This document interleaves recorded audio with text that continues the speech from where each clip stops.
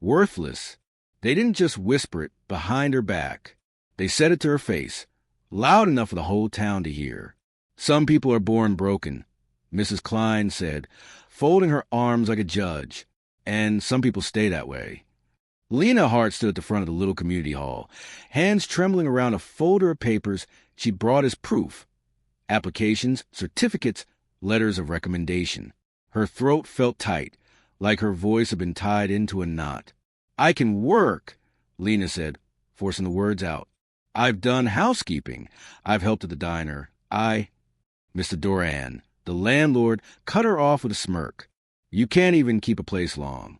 3 apartments in 2 years. We're not a charity." The room hummed with cruel agreement.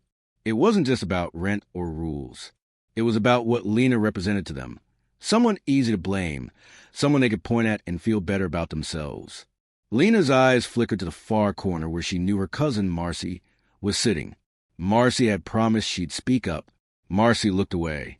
That was the moment Lena understood something painful. Being alone wasn't just having nobody. Being alone was having people who could help and choosing not to. Outside, the wind snapped at her coat as she stumbled down the steps. Her cheeks burned. The sun was setting, turning the streetlights into weak gold coins floating in the dusk. A familiar voice hit her like a slap. "I told you," her stepmother, Wanda, said from the curb, leaning against an old SUV. "You should have stayed quiet. But no, you had to make a scene." "I didn't make a scene," Lena whispered. Wanda laughed without warmth. "Oh, sweetheart, your existence is a scene." Lena's fingers clenched around her folder. "You said I could stay in the back room until I found work." Wanda's eyes narrowed. "Plans changed. My brother's coming. He needs a space." Lena's breath caught. "But it's winter." Wanda shrugged. "Then don't freeze." For a second, Lena didn't move. She stared at the woman who'd raised her like a burden. Wanda's lipstick was flawless. Her cruelty effortless. "You're really doing this," Lena said. Wanda tilted her head. "You're 24. It's time you learned the world doesn't owe you softness." Lena wanted to scream. She wanted to beg. Instead, she nodded, because pride was the only blanket she had left. She walked to the small bus station on the edge of town. Inside, the heater barely worked. People stared like she was something that had crawled in from the cold. Lena sat on a hard plastic bench, opened her folder, and watched her papers slide out like dead leaves. Proof of effort. Proof of hope. Proof that didn't matter. She didn't notice the man at first. He stood near the vending machine, tall and quiet, wearing a heavy coat dusted with snow. His beard was trimmed, his eyes a calm gray. Not local, she would have known. This town memorized faces like gossip. He looked at Lena, then at the papers scattered on the floor. "You dropped something," he said gently. Lena swallowed. "Doesn't matter." He crouched anyway and gathered them. He didn't read them like entertainment. He handled them like they were fragile.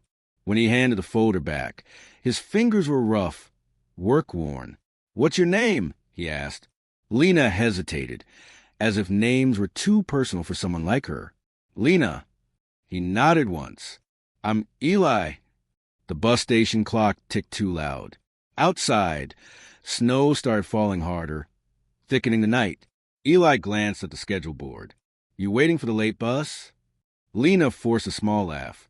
"I'm waiting for a miracle." Eli's eyes held hers, steady and serious. Sometimes miracles look like work.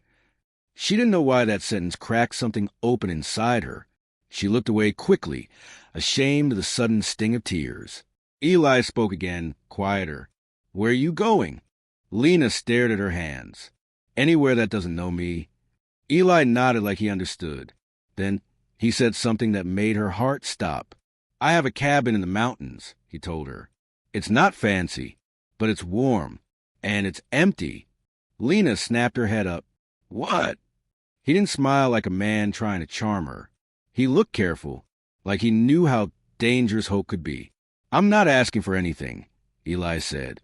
"Just offering a roof. One night, then you decide." Lena's pulse hammered. Everything she'd ever been taught screamed stranger, danger, trap.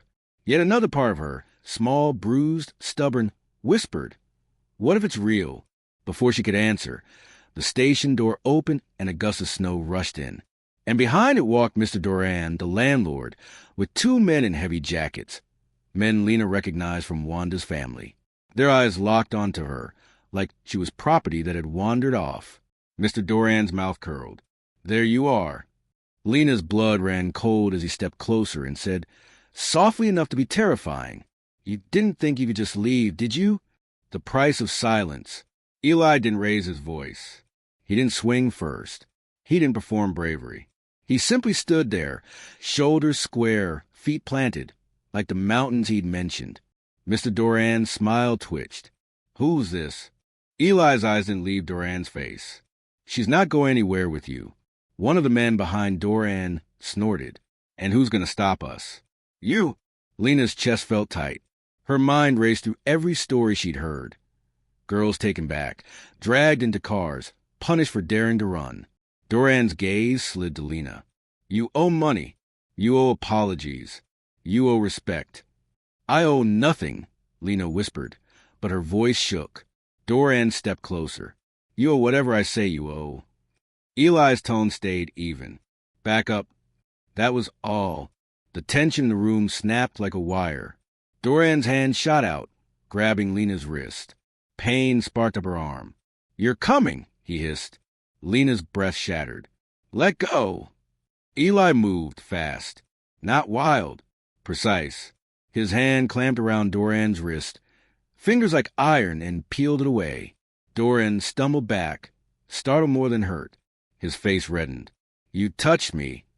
Eli leaned in slightly, voice low enough that Lena barely heard. "Touch her again, and you'll remember this moment for the rest of your life." The men behind Doran shifted, suddenly uncertain. Eli wasn't big in a showy way, but something in him said he knew hard work, hard weather, and hard consequences. Doran forced a laugh, trying to recover his power. "This isn't over." He pointed at Lena. "You'll come crawling back. They always do." The door opened again, and the bus driver called out, "Last bus, 5 minutes." Lena's heart pounded. This was her only chance. Eli looked at her. "Decide." The word landed heavy, because it wasn't just about a cabin. It was about choosing herself. Lena's voice came out small. "If I go with you, what do you want?" Eli didn't flinch. "Nothing. Just for you to be safe." Doran scoffed. "You believe that? Men don't do nothing for free." Lena's stomach turned. A lifetime of being told she was a debt to be paid made trust feel like stepping off a cliff. Eli reached into his pocket and pulled out his phone. He held it up. "I'm calling the sheriff." Doran's eyes flashed. "Don't." Eli started dialing anyway. For the first time, Doran looked afraid, real fear. Not for Lena, for himself. Doran backed toward the door. "You don't know what you're messing with." Eli's voice was flat. "I know exactly." Doran and his men left, snow swallowing them as if the night itself was done with their ugliness. Lena's knees felt weak. She sat hard on the bench. Her wrist throbbed. Eli crouched slightly in front of her. "You okay?" She tried to speak, but only a shaky breath came out. Eli took off his gloves and handed them to her. "Put these on." Lena stared at the gloves like they were too generous to touch. "I can't take your—" "You can," he said simply. "It's cold." His kindness didn't feel dramatic. It felt normal. That was what made it unbearable. Because Lena had lived so long without normal kindness that it made her eyes burn. The bus driver shouted again. 2 minutes. Lena stood, legs trembling. She looked toward the dark street where Doran had disappeared. Then she looked at Eli. Where is this cabin?" "In the mountains," Eli said, "past Ridgeway Pass." "Why do you live out there?" she asked. Eli's jaw tightened like the question touched something old. "Because the world is loud." Lena swallowed. "And you're sure it's safe?" Eli met her gaze. "I built it with my own hands. The door locks. The stove works. And I don't drink. I don't hurt people." His words didn't sound like promises. They sounded like facts. The bus hissed as its doors opened. Lena stepped forward, then hesitated, because stepping onto that bus meant stepping into a future she hadn't planned. She climbed on anyway. As the bus pulled away, Lena watched the town shrink behind falling snow. She felt like she was shedding a skin made of shame. Eli sat across from her, silent, giving her space. But halfway up the winding mountain road, the bus slowed. The tires crunched strangely. The driver muttered, "That's not right." The bus stopped completely. Outside, the snow was thick, the road narrow, and the night endless. Then Lena saw it, headlights behind them, following, not the soft glow of another traveler, a hard, aggressive beam. Eli's head turned slowly toward the rear window. His face changed just slightly. "Stay seated," he said. The bus door hissed, and a silhouette stepped up into the light. The cabin that listened. The driver didn't open the door this time. He kept his hand tight on the wheel, eyes flicking from the rearview mirror to the road ahead. "Problem?" Eli asked quietly. The driver swallowed. "Guy says he's looking for a passenger. Says she's family." Lena's stomach dropped. Family. That word had been used like a chain around her neck her whole life. Eli's voice stayed calm. "She's not going with him." The driver hesitated, caught between fear and responsibility. Outside, the silhouette moved closer. Then the man spoke, his voice muffled through glass, but loud enough to slice the air. "Open up. This is a misunderstanding." Lena's hands went numb. She looked at Eli. "He won't stop." Eli leaned toward the driver. "Call the sheriff. Tell him where we are. Ridgeway Pass." The driver fumbled for his radio. A fist slammed the bus door. Lena flinched. Eli stood and faced the door, not as a hero, but as a wall. Duran's voice turned venomous. "You think a bus driver's going to protect you? You think a mountain man's going to save you? You're the same as you always were, worthless." Something in Lena twisted. Worthless. The word had been poured into her like poison, so often she started to believe it tasted like truth. Eli spoke, steady. "Leave." Duran laughed. "Or what?" Eli didn't answer with threats. He answered with action. He grabbed the emergency lever. The bus's interior lights cut out, plunging the cabin into dimness. Only the dashboard glow and the snowy moonlight remained. The driver gasped. "What are you doing?" Eli's voice was low, taking away his stage. Outside, Duran hesitated. Without the bright interior, he couldn't see clearly. His confidence faltered. Eli leaned close to Lena, voice barely above a whisper. "When I tell you, run behind the bus and into the trees. Straight down, not up. The snow will hide your tracks." Lena's heart hammered. "What about you?" Eli's eyes stayed hard, protective. "I'll distract him." "No." Lena's voice broke. Eli held her gaze. "Lena, listen to me. You deserve to live." The driver's radio crackled. "Sheriff station. Can't get through. Weather interference." Eli exhaled slowly, thinking fast. Then he nodded to himself. "I have another plan," he murmured. He moved to the front, spoke to the driver. "Open the door on my count. Then drive. Don't wait." The driver stared at him like he was crazy. "He's right there." Eli's voice sharpened slightly. "Drive." The driver swallowed and nodded. Eli turned to Lena. "If the bus moves, you stay on it. We go to the next pull-off. Then we hike to my cabin." "Understood." Lena nodded, tears freezing on her lashes. Eli lifted his hand. 3 fingers. 2. 1. The driver hit the button. The door hissed open. Cold air knifed inside. Duran stepped forward with a grin, until Eli grabbed a fire extinguisher mounted near the door and blasted it straight into Duran's face. A white cloud exploded. Duran screamed, stumbling back, blinded and choking. "Go!" Eli shouted. The driver slammed the gas. The bus lurched forward, tires fighting snow. Lena fell into a seat, breath shaking, as the bus pulled away. Through the foggy rear window, she saw Duran stumbling in the snow, rage and humiliation twisting him. But then she saw something worse. A second vehicle parked farther back, engine running, and a figure inside watching. Not one of Duran's men. Someone else. Someone patient. Someone prepared. Eli's jaw tightened as he saw it too. He didn't come alone. The bus crawled forward, struggling up the pass. After a minute, the driver shouted, "Next pull-off is a quarter-mile. Road's too slick." Eli grabbed his backpack from the overhead rack like he'd already expected disaster. He handed Lena a flashlight. "When we stop, we run." They reached a narrow pull-off. The driver stopped abruptly. "Out! Now!" Eli said. Lena jumped down into knee-deep snow. The wind stole her breath instantly. Eli took her hand, not romantic, not gentle, just firm like a lifeline, and they ran into the trees. Branches scratched at Lena's face. The snow swallowed sound. Her lungs burned. Behind them, engines roared. Voices shouted. Flashlights cut through the woods like knives. Lena's legs started to shake from exhaustion. Eli pulled her behind a cluster of boulders. "Stay low." Lena whispered, terrified. "Why are they doing this?" Eli's eyes were dark in the moonlight. Because some people hate losing control more than they love being right. A beam swept over the snow near them. A voice growled, close. "She's here. I can smell her fear." Lena's blood turned to ice. Eli tightened his grip on her shoulder. "Don't move." The beam drifted closer, closer, then stopped, right on the boulder where they hid. The fire in her chest. Lena's whole body locked. She couldn't scream.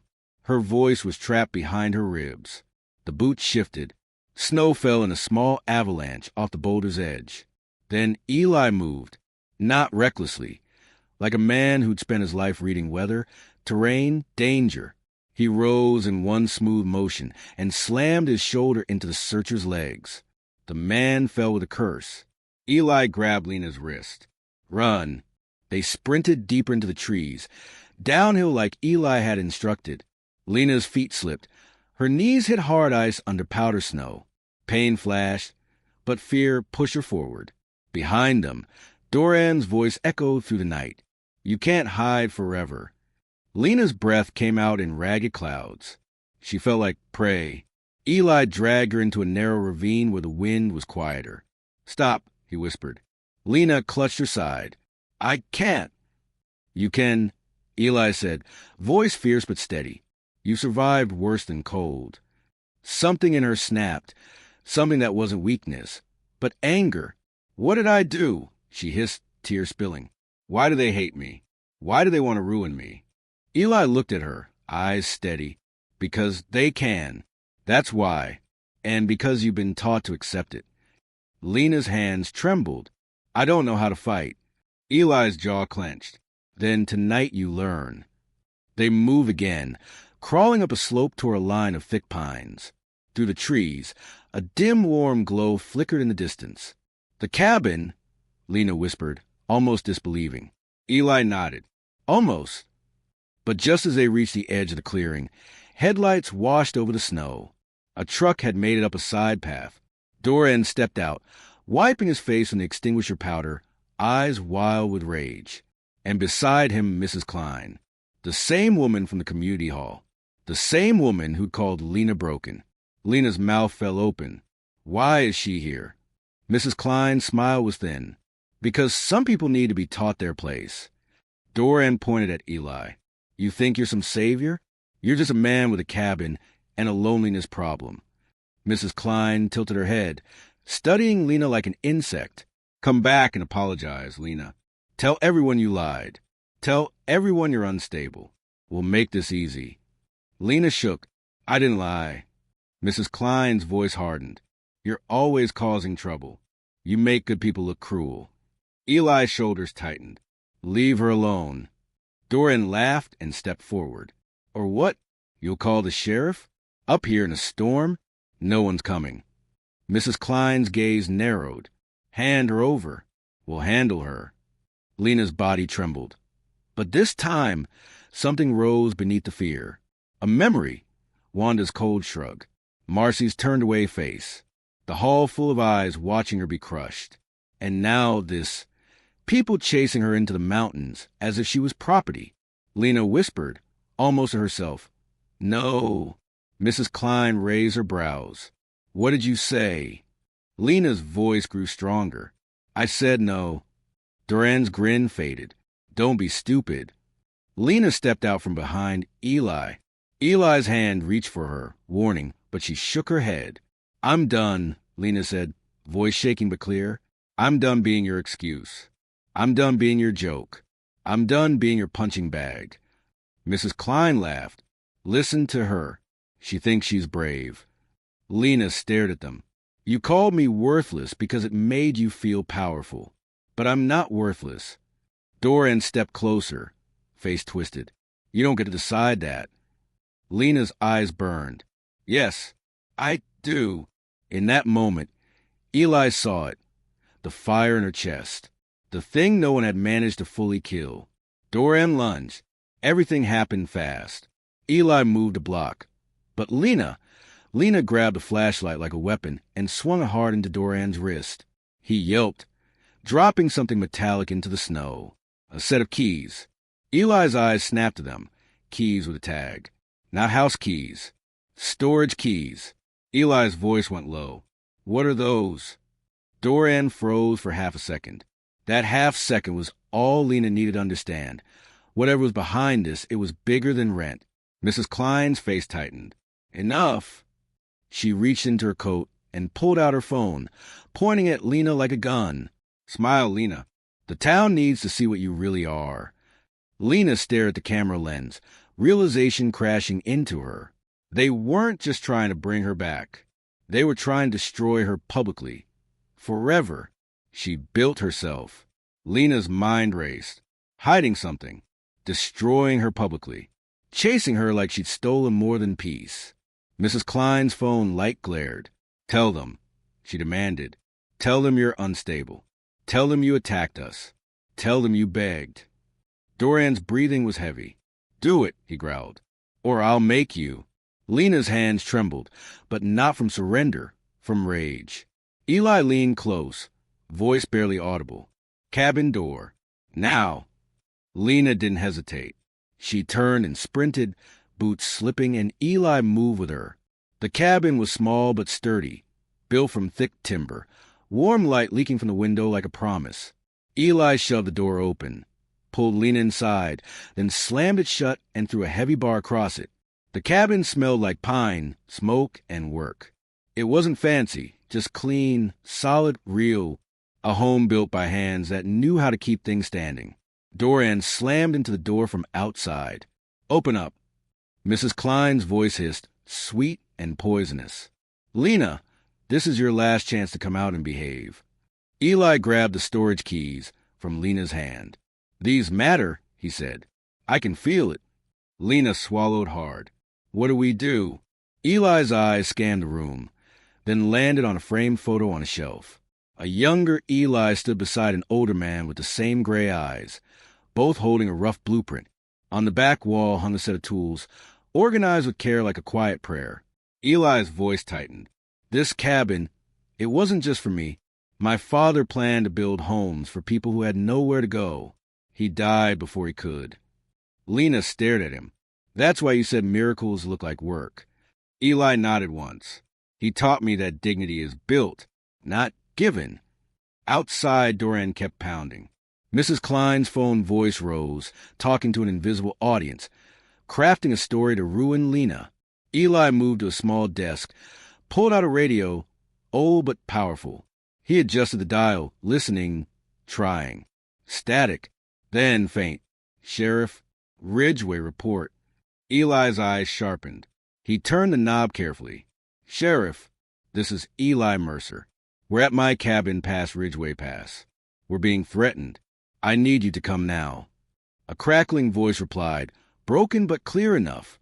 Eli Mercer, stay inside, units moving, weather bad, but we're coming. Lena's knees almost gave out. Eli looked at her. They're coming, but we need leverage. Truth. Something that stops them from twisting this. He held up the storage keys. If these belong to something illegal, it's our shield. Lena hesitated. How do we find it? Eli walked to the back, lifted a floorboard near the stove, revealing a small compartment. Inside was a map and a note in neat handwriting. Eli's throat tightened as he read it. his father's writing. Lena watched his face change. "What does it say?" she asked. Eli's voice went rough. "It's a storage unit number. In town." Lena's heart pounded. "Duran's keys." Eli nodded. "And my father wrote, 'If anything happens to me, this is the proof.'" Lena's breath caught. "Proof of what?" Eli swallowed. "Of what they've been doing to people." Outside, Doran shouted, voice cracking with desperation now. "You don't know what you're holding. You don't know who you're messing with." Lena's blood ran cold. Eli met her eyes. "He's not chasing you because you're worthless." Lena's voice shook. "Then why?" Eli answered slowly, like the truth hurt. "Because you saw how he grabs, how he threatens, how he controls. And if you talk, you could make people connect the dots." Lena remembered her wrist, the casual cruelty, the way the town leaders protected him. Mrs. Klein's voice outside turned frantic. "Duran, stop. The sheriff will—" A siren wailed faintly in the distance, growing louder. Duran froze. For the first time, he sounded afraid. "You did this," he snarled at Lena through the door. "You ruined everything." Lena walked to the door, hands still shaking. Her voice rose, clear, steady, loud enough to cut through the storm. "No," she said. "You ruined everything, and I'm done carrying your shame." Silence hit the snow. Then the sheriff's lights flashed through the window, red and blue washing over the cabin walls like justice finally arriving. Eli opened the door only when the sheriff called his name and identified himself. Officers moved fast, pulling Doran back, cuffing him as he protested. Mrs. Klein tried to step away, still holding her phone like a shield. The sheriff took one look at her recording screen and said, "Ma'am, turn that over." Her smile broke. Lena stood on the porch as the storm swirled around them. For the first time, she wasn't small. She wasn't hiding. She wasn't begging. She was standing. Days later, the storage unit was opened, warrants, evidence bags, shocked faces. The truth spilled out like poison exposed to sunlight. Records of extortion, stolen deposits, blackmail material, and proof that certain respectable townspeople had helped cover it up. The town that called Lena worthless had to face something worse than her existence. Their own reflection. One to try to call, suddenly sweet. "Lena, honey, we should talk." Lena's voice was calm. "We already did. For years. You just didn't listen." Marcy showed up with tears. "I'm sorry I didn't defend you." Lena nodded once. "I forgive you, but I won't return to that life." Then she went back to the mountains. Not to hide, to build. With Eli's help, she repaired the cabin's small guest room. Then another, then a tiny workshop. She learned how to sandwood, how to patch leaks, how to keep a fire alive through a hard night. Each nail she hammered felt like a sentence rewritten in her own story. One morning, Eli found her outside, studying the sunrise like it was a promise written just for her. "You okay?" he asked. Lena smiled, small, real, earned. "I'm learning something." Eli waited. Lena's voice softened, but it didn't shake. "They said I was worthless. But I wasn't worthless." She looked at the cabin, at the mountains, at the life she was building with her own hands. "I was just in the wrong hands." Eli's eyes warmed. "And now—" Lena breathed in cold air that felt clean for the first time. "Now," she said, "I'm in my own,